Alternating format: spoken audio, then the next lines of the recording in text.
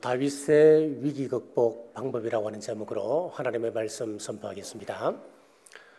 대한민국 그러면은 한강의 기적을 이룬 나라, 전 세계에서 IMF를 가장 단기간 극복한 나라, IT 강국, 교육열이 높은 나라, 수많은 수식어가 붙어 있습니다. 하지만 현 상황은 제2의 IMF가 오지 않을까 전 국민이 불안해하고 있습니다. 자, 이런 일이 있을 때마다 그동안 우리는 남의 탓으로 돌리기 일쑤였습니다. 나라가 재구시를 못한다, 정치를 못한다, 사회가 혼란스럽다, 교회가 타락했다. 자, 이때 우리 신앙인은 나의 신앙을 돌아보고 신앙을 회복하는 기회로 삼는 것이 성숙한 신앙인의 자세입니다. 다윗은 위기가 왔을 때 어떻게 극복했습니까? 시편 18편은 다윗이 지은 시로 사울의 손과 원수들의 손에서 건져주심을 감사하고 있는 시입니다. 이 노래의 배경은 사무엘하 22장입니다. 하나님께서 이스라엘의 초대왕 사울을 세우셨던데 말씀에 불순종함으로 말미암아 하나님께서 또 다른 왕에게 기름을 붓게 하십니다. 사무엘을 보내어 다윗에게 기름을 붓게 하셨지요. 이로부터 5년이 지난 후 사울이 그 사실을 알게 되었고 그 후 사울이 블레셋과의 전쟁에서 전사할 때까지 다윗을 죽이고자 10여년 세월 동안 집요하게 추적을 하고 있습니다. 긴 세월이 흐른 뒤 다윗이 왕위에 오른 이후에 그동안 지켜주시고 인도해 주신 하나님께 말로 다 할 수 없는 감사와 찬송을 드린 것이 오늘 본문입니다. 다윗의 입장에서 보면은 하나님께서 사무엘 선지자를 보내어서 기름을 부었습니다. 그럼에도 사울이 왕위를 계속해서 유지하고 있습니다. 5년이나 기다려도 왕이 될 가능성은 전혀 없습니다. 상황은 더 악화되어서 사울에게 쫓기는 신세가 되었습니다. 왕궁에 머무를 수가 없습니다. 집에 갈 수도 없습니다. 유다 광야를 헤매야 했습니다. 나중에는 더 이상 이스라엘 땅에 거할 수 없어서 원수의 땅, 블레셋 땅으로 망명하기까지 했습니다. 자, 이 시절 다윗이 사워했던 적은 분명 사울이었습니다만은 더 큰 적은 다윗 안에 있었습니다. 바로 실망입니다. 모든 것을 포기하고픈 마음입니다. 감옥에 갇혀 있는 장기수들을 가장 힘들게 하는 말이 있다고 그러지요. 내 아내가 곧 이혼을 요구할 것이고 너를 피하여 도망갈 것이다. 내 자녀들이 너를 부끄럽게 생각하고 너를 멀리할 것이다.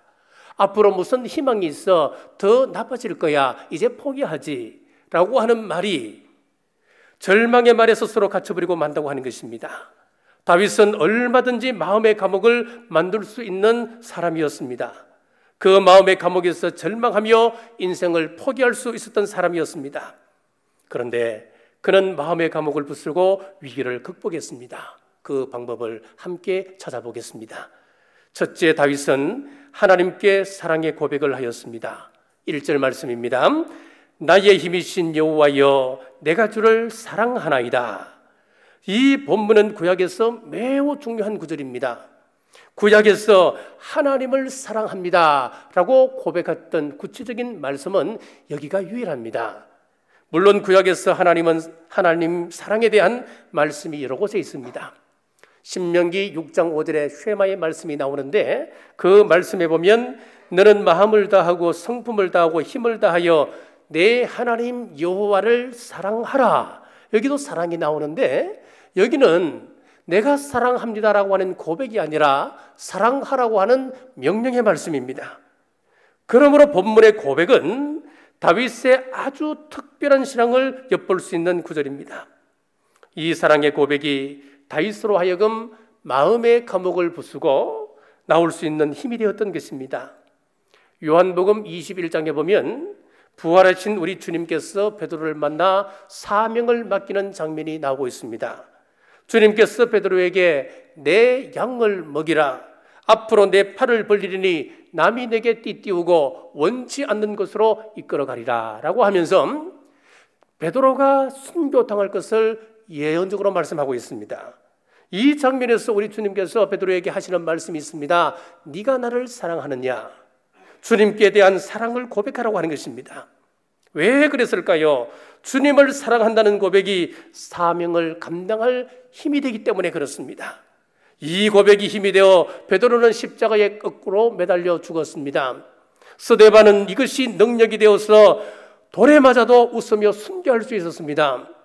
수많은 사도들이 내가 주님을 사랑합니다라고 하는 이 고백 때문에 담대히 순교할 수 있었습니다.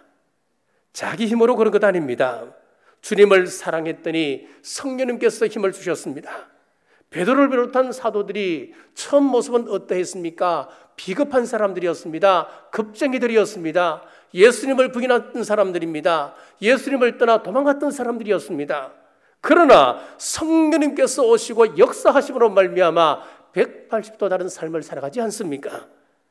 D.L. 무디는 하나님 사랑을 알고 하나님을 사랑했더니만 그때부터 능력이 생겼다라고 이야기했습니다. 하나님께서는 믿음의 조상 아브라함에게 이삭을 바치라고 말씀하셨는데 그 동기가 무엇이었습니까? 네가 백세에 낳았던 생명보다 더 귀한 네 아들 이삭을 나보다 더 사랑하느냐라고 하는 것 아니었습니까? 그렇습니다. 하나님을 사랑하면은 도저히 불가능할 것 같은 것도 할 수 있는 능력이 나타납니다. 우리 또한 주님을 사랑하는 사랑의 동기로 일을 하고 자녀를 기르고 주님 맡겨준 사명 감당하시길 주님의 이름으로 축복합니다. 자, 오늘 본문에서 사랑한다라고 하는 단어를 보면은 원문에 라함이라고 하는 단어를 쓰고 있습니다. 자, 근데 이 라함을 명사형으로 바꾸게 되면 레헴이 되는데 그 뜻은 어머니의 자궁, 모태 그런 뜻을 가지고 있습니다. 그러니까 이 사랑이라고 하는 개념은 탯줄로 연결된 아기와 어머니의 사랑을 이야기하는 것입니다.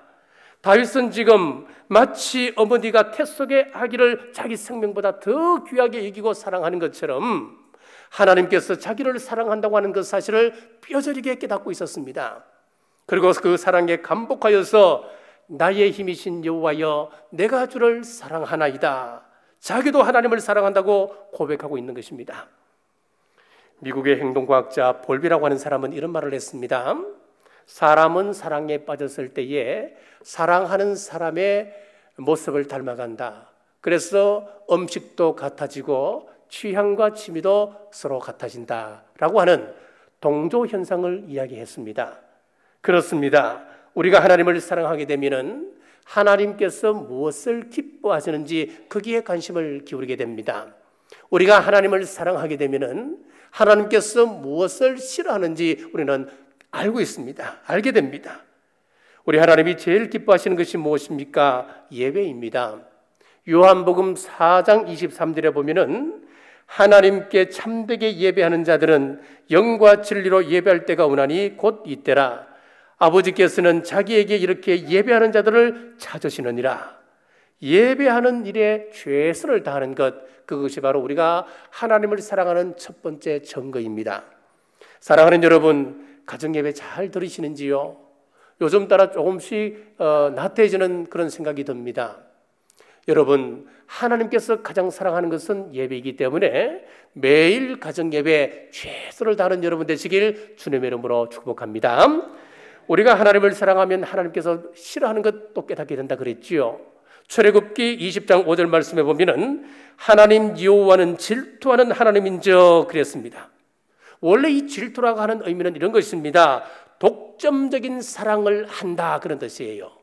내가 사랑이 없으면 저 사람이 다른 누구를 사랑해도 아무 관심이 없어요.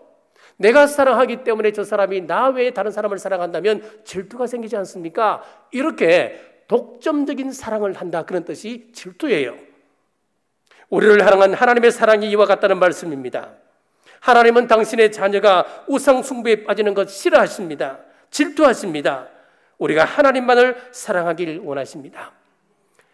자, 한국 역술인협회와 관련 기관에서 무당 그리고 점쟁이들의 수를 발표를 했는데 30만 명이 넘는다라고 했습니다. 더 충격적인 사실은 많은 기독교인들이 문제가 생겼을 때에 기도하기보다는 점쟁이를 찾아가고 또 역술인을 찾아가서 상담을 한다라고 하는 이야기입니다. 출애굽기 20장 5절 하반절 말씀에 보시면은 나를 미워하는 자의 죄를 갚되 아버지로부터 아들에게로 3, 4대까지 이르게 하거니와 그랬습니다. 하나님께서는 우상 숭배에 대한 죄값을 사람에게 물으십니다. 하나님께서 그 죄값을 물으시는데 어떻게 그 사람이 평안한 삶을 살 수 있겠습니까? 사랑하는 남부성도 여러분, 우리는 성경을 그대로 믿는 사람들입니다. 하나님을 사랑하고 하나님의 말씀을 사랑하는 사람들입니다. 믿음의 선지들은 하나님의 사랑, 하나님의 말씀을 사랑하기 때문에 순교를 각오하고 그 말씀을 지켜나갔습니다. 우리 온 믿음의 성도들은 하나님 한 분만을 사랑하시길 주님의 이름으로 축복합니다. 자, 둘째, 다윗은 하나님만을 의지했습니다. 2절 말씀입니다. 여호와는 나의 반석이시요 나의 요새시요 나를 건지시는 이시요 나의 하나님이시요 내가 그 안에 피할 나의 바위시요 나의 방패시요 나의 구원의 뿌리시요 나의 산성이시로다.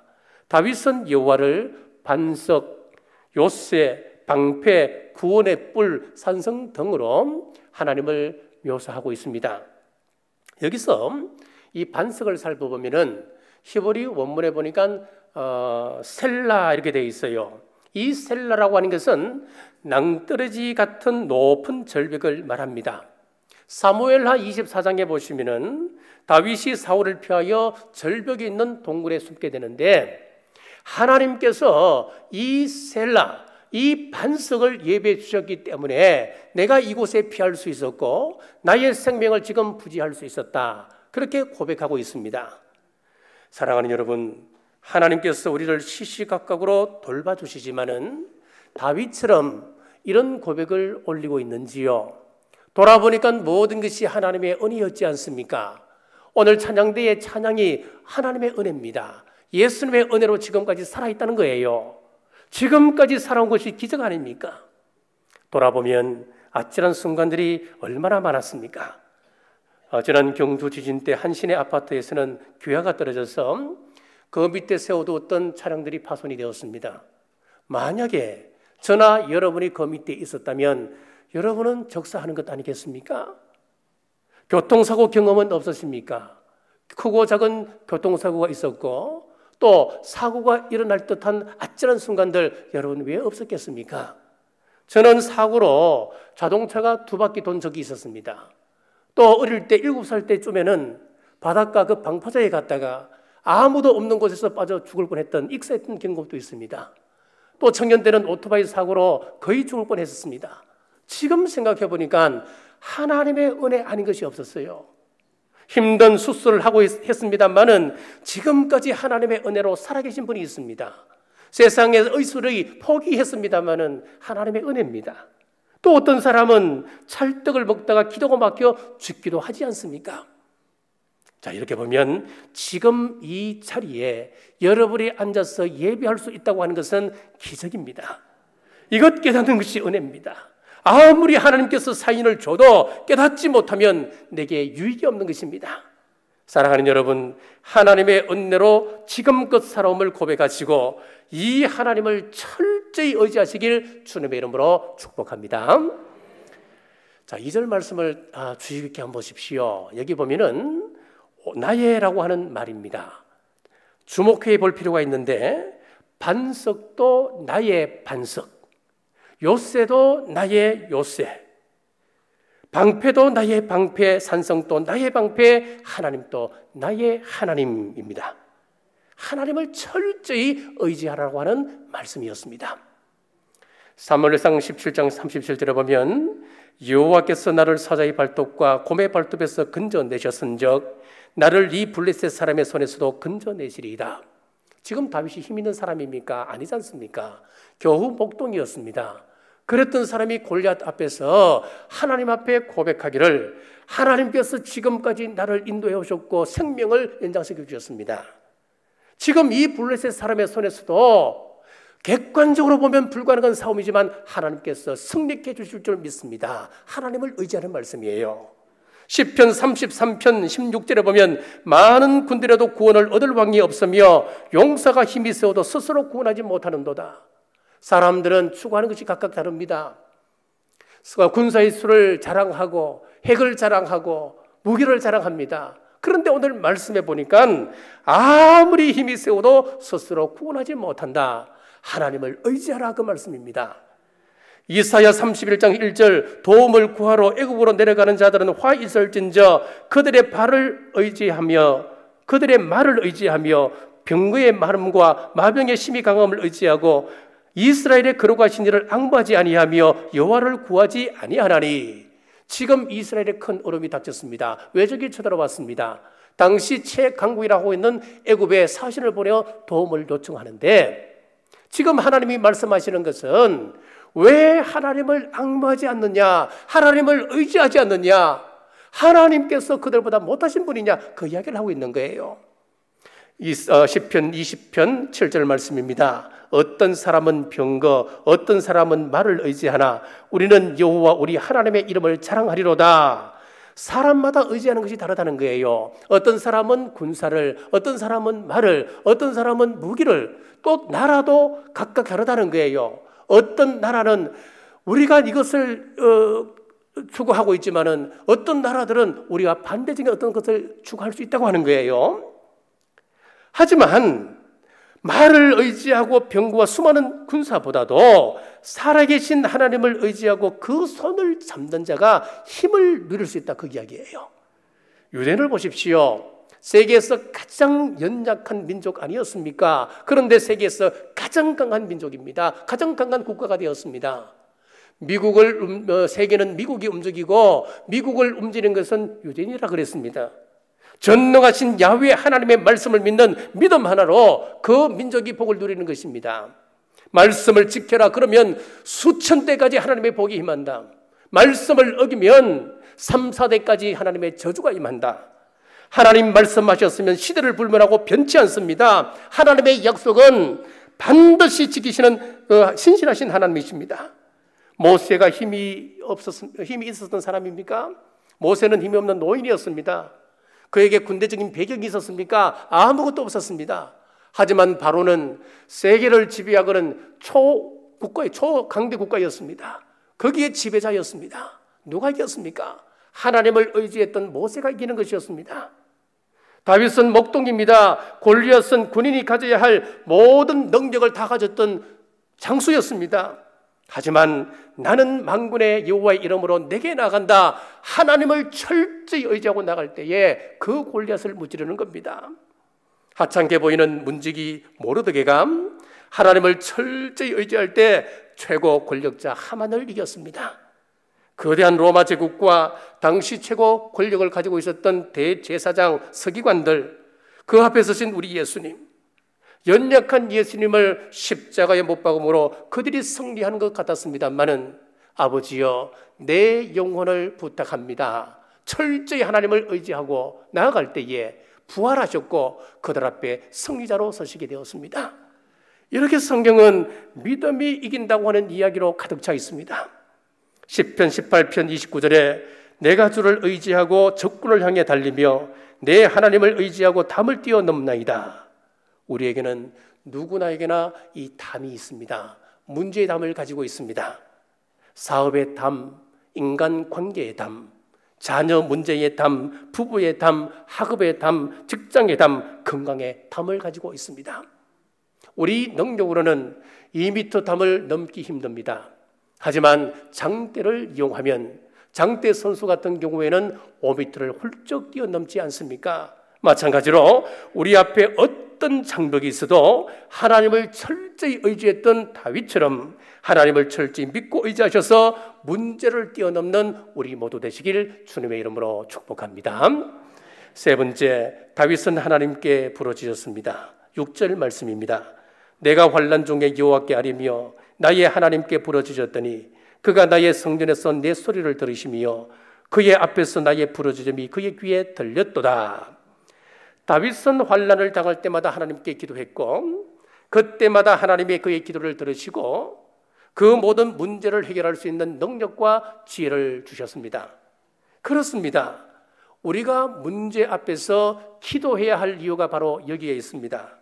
기도는 능력과 기적과 문제를 해결할 수 있는 지혜를 주시기 때문에 그렇습니다. 히스기야는 기도함으로 그가 죽을 병에 걸렸습니다마는 그 생명 15년 연장받았습니다.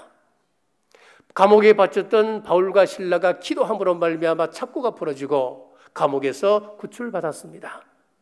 베드로도 기도를 통해서 옥에서 구출받았습니다. 그래서 앤드류 무리는 다음과 같은 말을 했습니다. 기도는 하늘의 힘을 좌우할 수 있는 지상의 유일한 힘이다 라고 했습니다. 4절에서 5절을 보십시오. 사망의 줄이 나를 얽고 불의의 창수가 나를 두렵게 하였으며 소울의 줄이 나를 두르고 사망의 올무가 내게 이르렀도다. 여러분, 지금 사망의 엄침한 골짜기를 달리고 있다, 긋고 있다. 시편 23편의 그 고백이 좀 똑같습니다. 내가 지금 죽음과 동행하고 있습니다. 사망에서도 원수가 칼을 겨누고 내 목을 겨누고 있습니다. 나는 죽은 목숨입니다. 하루하루 숨이 붙어 있는 것이 기적입니다. 자, 이쯤 되면 절망이라고 하는 마음의 감옥에 갇혀서 모든 것 포기할 법하지 않습니까? 그러나 6절입니다. 나의 부르짖음이 그 귀에 들렸도다.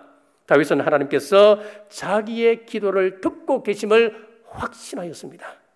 사랑하는 여러분, 우리가 기도하면 하나님께서 반드시 들으시고 응답하신다고 하는 사실을 믿으시길 주님의 이름으로 축복합니다. 자, 우리가 기도하는 데 있어서 중요한 것이 하나 있습니다. 우리가 기도의 시간을 늘려가고 또 우리가 교회에서 선포한 대로 하루 3번 골반 기도를 열심히 드린다 하더라도 왜 기도의 응답이 자꾸 지체되는 것일까요? 여기 원리가 하나 있습니다. 기도는 첫째, 회개부터 나가야 합니다. 회개가 나타나야 능력이 나타납니다. 우리 예수님께서 공생애를 시작하시면서 첫 일성이 무엇이냐면 회개하라, 천국이 가까웠느니라. 회개하라, 이것이 우리 예수님의 첫 일성이었습니다. 사도 요한 세례자 요한도 마찬가지였습니다. 그의 첫 일성도 회개하라, 이 말씀이었어요. 그 회개가 굉장히 중요한 거예요. 회개는 내가 사는 길입니다. 자, 1907년도 평양 대부흥운동 때 있었던 일입니다. 그때 기독교인들이 성령 충만함으로 자신의 죄를 통회하고 자복하고 용서하고 화해할 뿐만 아니라 배상과 보상으로 거듭난 삶을 살았습니다. 당시에 그 경기도 사람인데 윤성근이라고 하는 사람이 있었습니다. 이 사람은 불량배였습니다. 그리고 폐륜하였습니다.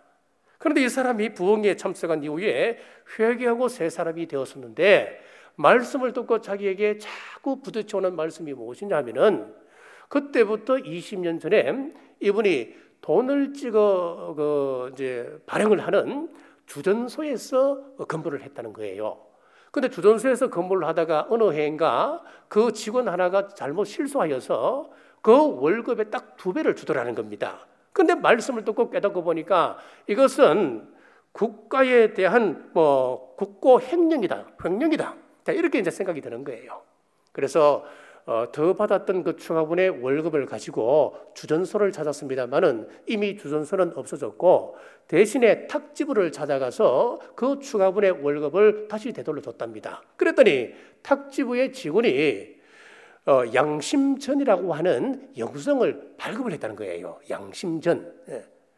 그래서 이것이 소문이 나서 양심전 운동으로 확산되어서 한국 기독교인들의 생활과 교회 분위기를 바꾸게 되었고 사회에 지대한 영향을 끼치게 되었습니다.